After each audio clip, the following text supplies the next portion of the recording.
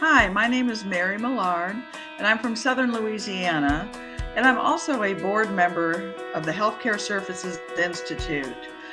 And I'm here to share my patient story with you on why what the Institute does is so important.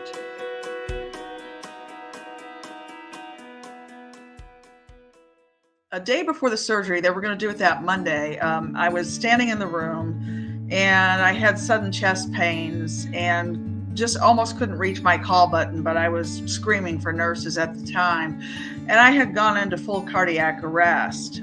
What had happened was the valve was collapsed for some time and backwash had built up in one of the coronary arteries, causing it to clog. They thought the aneurysm had burst, so they tried getting a CT and with no luck. So they took me on to the cath lab and they tried the paddles 3 times, but I did not come back. I had a 6-minute, 40-second code. And at that time, I'm not sure what possessed them, but they did decide to put me on ECMO. So they started the ECMO procedure. And for those of you not familiar with it, it's just machinery that oxygenates and circulates your blood for you mechanically outside of your body. I was given an external pacemaker and I was intubated. 3 days later, my own heart came back and I was taken off the machinery. And then I was given intense physical therapy to try to get me ready and stronger for the open heart surgery to fix the aneurysm and graft.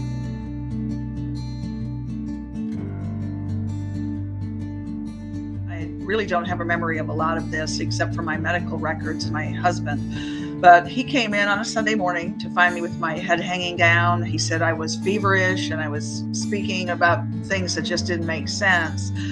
He notified a nurse, and it's very common for open heart surgery patients to have emboli come off the surgery site. So she called a stroke code thinking I was having a stroke.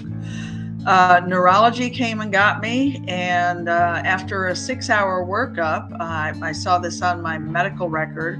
A neurologist wrote at the bottom, possibly sepsis, ? They did a culture when they found out that my wounds were all purulent, and it came back for Pseudomonas aeruginosa. It's very rare to catch at surgical site, so it was not something they expected. It is a multi-drug resistant pathogen, gram-negative, and it creates a biofilm on anything in your body that is not your DNA, such as my graft and my valve and my sternal wires from the open heart surgery. And so I was put on some very heavy-duty antibiotics.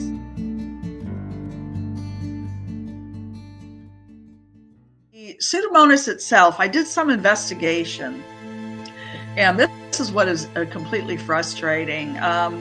Between a PA and my infectious diseases doctor, we figured out that the ground zero site was actually the ECMO cannula that went into the groin.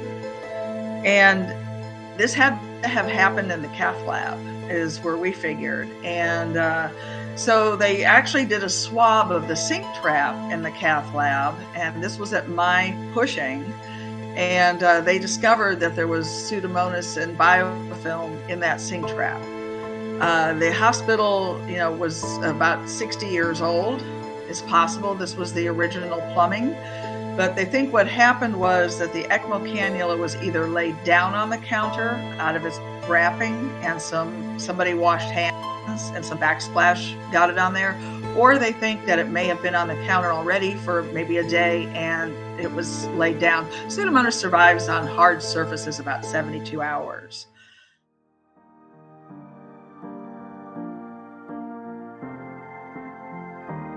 So this is what has happened, and it has really changed my life. And 1 in 25 people acquire a healthcare-acquired infection, and it's something that the Healthcare Services Institute is trying to help stop by the research they do, by the work they do.